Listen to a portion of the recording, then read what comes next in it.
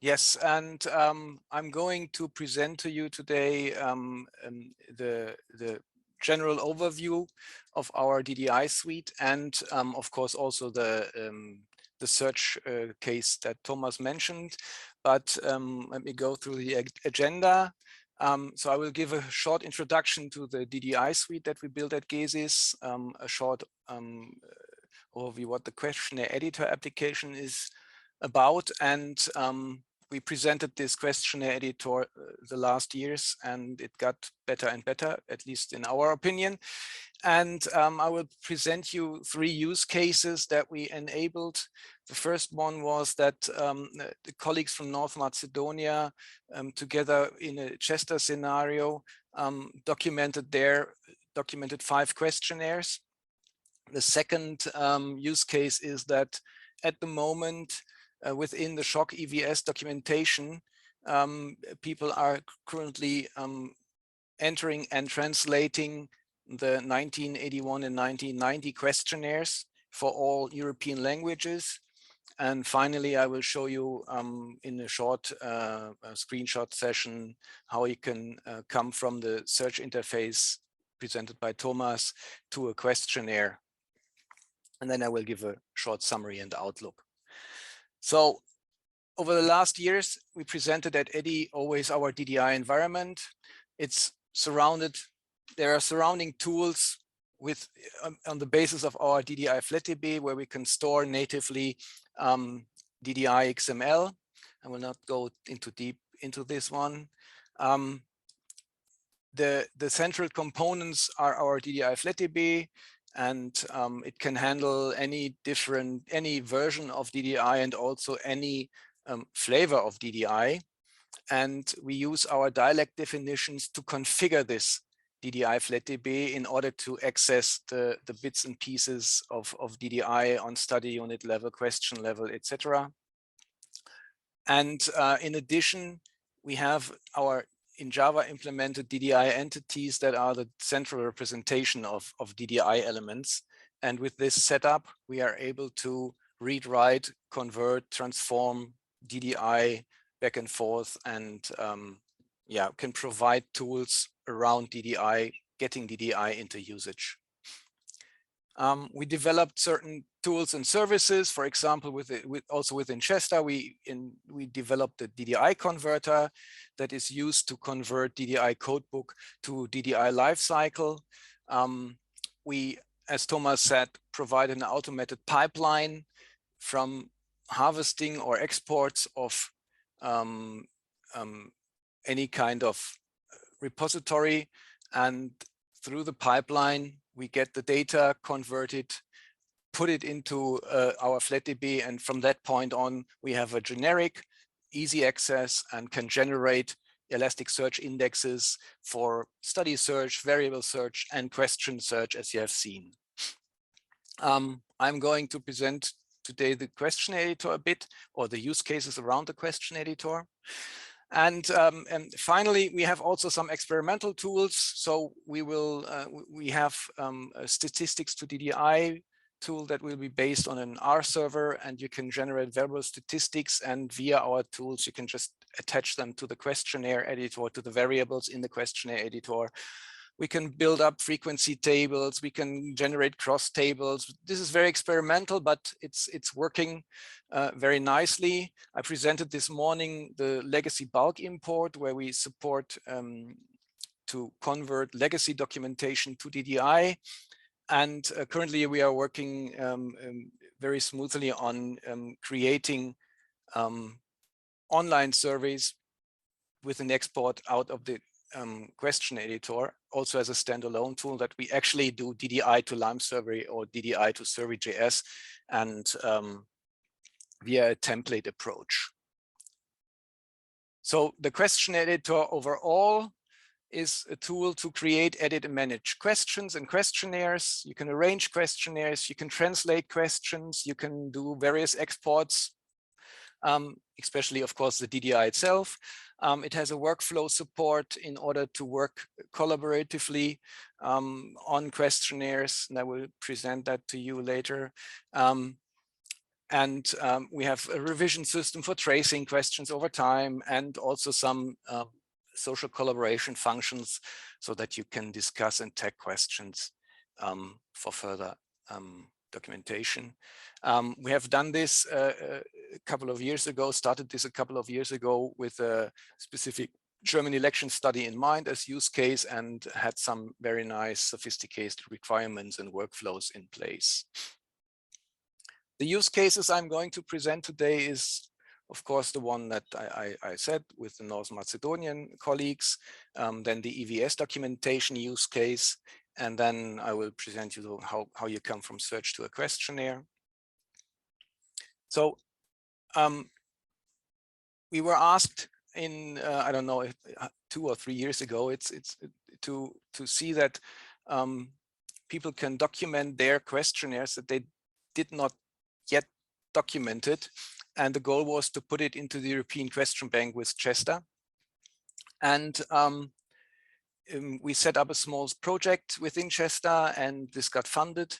And the steps were that, of course, the colleagues asked the original survey owners about the rights for usage and publication. They did so. And then, of course, they simply entered the questionnaire. And it turned out they did it. And we, at the end, had 5 different questionnaires in the Questionnaire Editor, which can be used either to be now searched or just exported to a Word document for documentation, or you can also access the DDI and use the DDI to work with it, do whatever you want to do with it. There were multiple people working on that, and yeah, it's just very nice that that worked out quite well. We had to do some adaptations to the user interface, and yeah, we finally managed to do so. The newest use case that we have with the Questionnaire Editor is currently running in the Shock project, and they want to document and translate the 1981 and 1990 European Value Study questionnaires. And this is by Julia Furtado, made the slides. She also presented that already.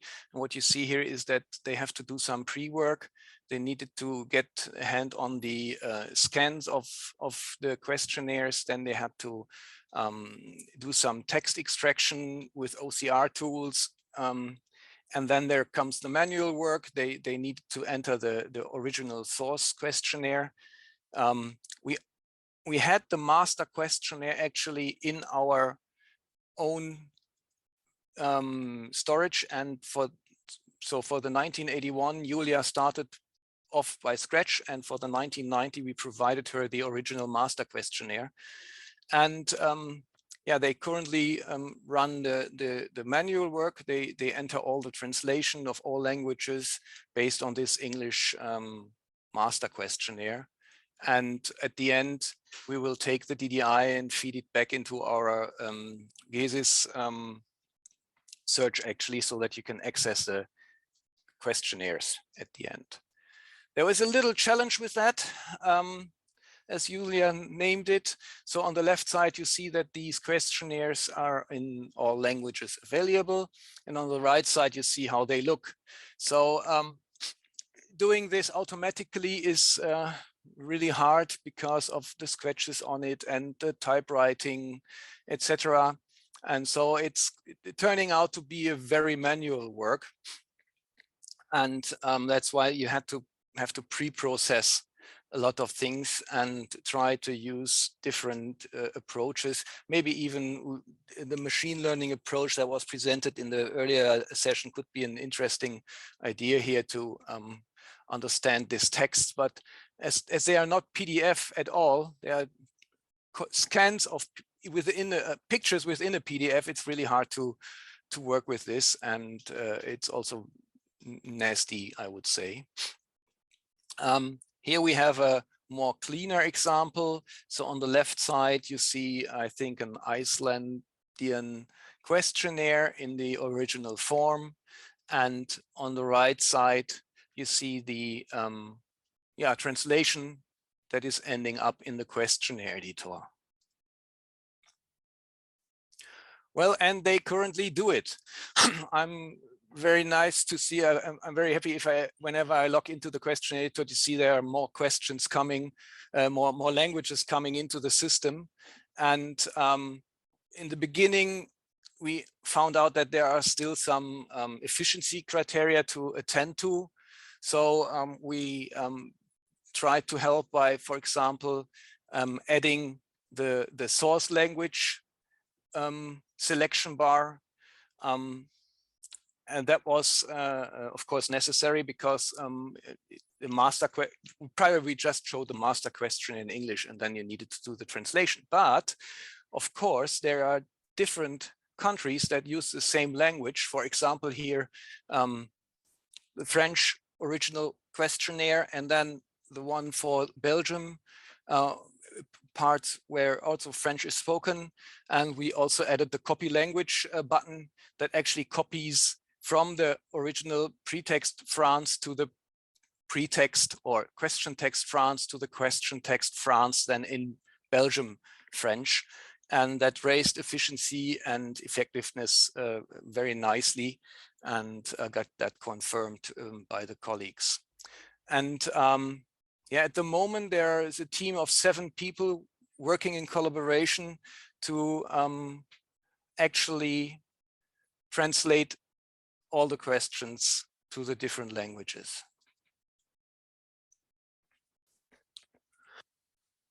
And the third use case I would like to show is that if you want to create a new questionnaire, that's the overall goal here in this use case, and you found some nice examples within the DDI search that Thomas presented, the question search that Thomas presented, and put them in the basket, you can actually hand them over to the questionnaire editor at the moment. It's not deployed in the official version because I still need to check for languages, but the functionality is there, and I can show you the results. So I just took these 3 languages, which are in German, or the interviewer language was in German, and I imported them into the questionnaire editor, and you see all 3 questions turned up, and also question text on the right, and the answer categories were completely taken over. And of course, what is also interesting, if you do that, we directly, and you create a new questionnaire, we directly store the reference to the old questions. And that makes it easier to follow waves or to recite questions that were reused actually. And yeah, if you have done them in the question editor, you can directly go to the Word export and export your questionnaire out of the box, or you can add more questions and add them, or you can re-enter questions, change them to your needs, update them. For example, if you have questions for politicians, they used to change over the years, you can just update, but you can still reuse the question, and also the link back to the original question is always used.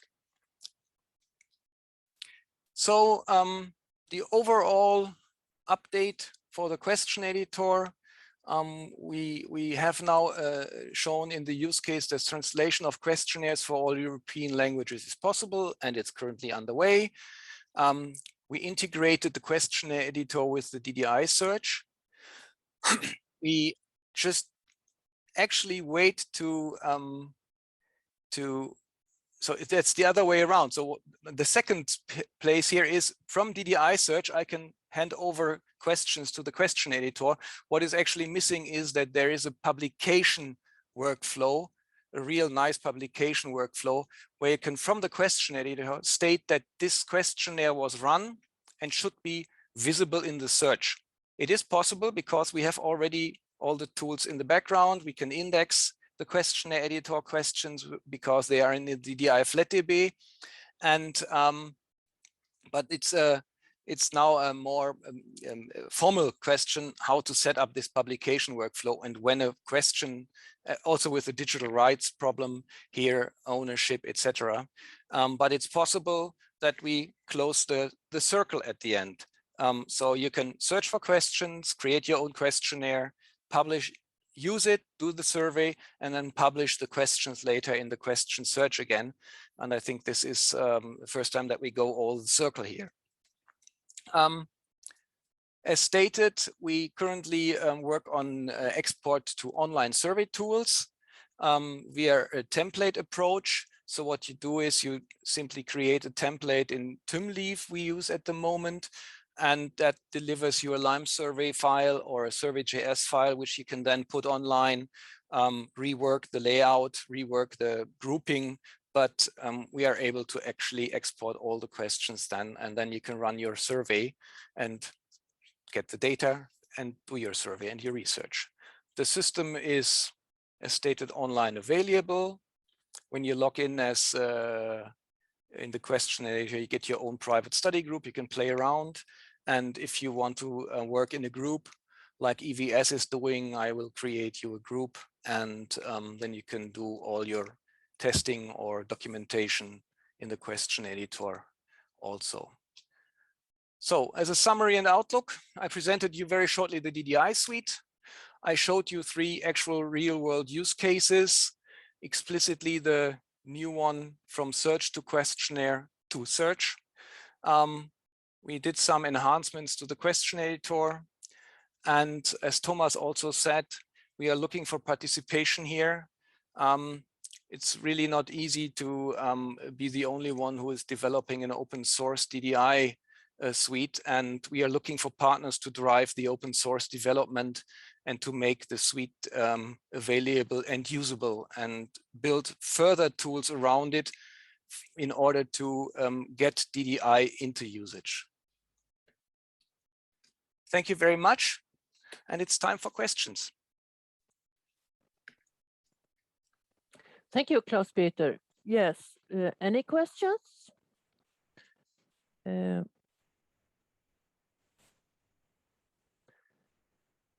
Please, if you have any questions, you now have the experts here to answer them.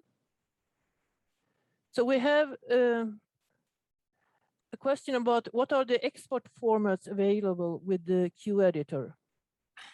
Yes, so at the moment you can download the XML DDI Lifecycle 3.2, so the native file, and you can export to PDF, you can export to Word. And I also created an experimental export to SPSS to create an empty SPSS file that you can hand over to a survey institute. And yeah, that's the major export at the moment. And we are working on the exports to Lime Survey and Survey.js. If we could get a hand of the file format of Unipark or anything else, that would also be possible if it's not too complicated and can be done with a template engine. Yes, okay. From Tanya, we have a question. What if the questions between English, UK English and Irish English differ? For example, country name is in the question. Yes, so there is the possibility to just let me show you. I think you can still see my screen, right? Yes. And I'm logged in here to the question editor at the moment, and I will just change to the EVS use case. So if I load the questions now, and all the translations. Here we go. So you see up here that they started to translate all the questions here, and we have cases like EN, and this is EN Ireland, and so if the question texts differ, that's not a problem. You can translate that. It's on the response scale that is a problem, and we decided here that, so for example, if politician names are changed, we decided here to have in the answer response scales the maximum list of let's say politicians that are about they are asked about, and then in Great Britain, they may be 3 different ones, and in Ireland there are 4 different ones. So the response scale should have a length of 4 at the end, and that works quite well, and also shows you the differences between the countries at the end. And so actually, this is the way to go that we decided with EVS at the moment. And there are also questions that are only in French and only in Icelandic here, for example. And we decided to have them in addition, as simple as that.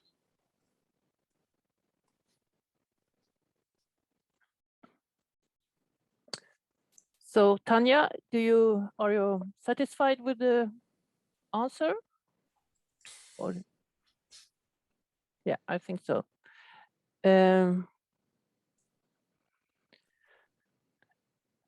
Any other questions? Or Klaus-Peter, you want people to collaborate with, so now you have your chance to advertise. Yes, so yes, indeed. So if you are interested to work with us on these on the Questionnaire Editor or any tool in the DDI suite, we very much welcome that. You most probably will bring in new use cases that your institution will have, and that would enrich the overall DDI suite. And as I stated earlier in the previous talk I gave, it's for sure that not any institution can switch from one day to the other to a new tool suite. But with the DDI suite, we may be able to support you in single steps and get a plan up ahead in order to migrate to a new system instead of having to completely switch within one step to a new system. And that is what the DDI suite is about. And yeah, we are searching for people, we are searching for institutes who have an interest working with us and setting up things that would be really kind. So okay, there's another one, statistics to DDI. Yeah. I just see. Yeah, so what we did here is if you have done the documentation, the question editor with variables explicitly here. So if I can just show you one question, and the colleagues hopefully also entered the variables. Here you see, for example, the V3.3232, and we have the original starter file. I was able to read the starter file with Haven, then I can directly generate the variable statistics and add them to this question editor, and doing so add them to the DDI FlatDB to the variable part that is there, and we can put in frequency tables, cross tables, whatever the R script is calculating at the end. And if you're interested, yeah, just get in touch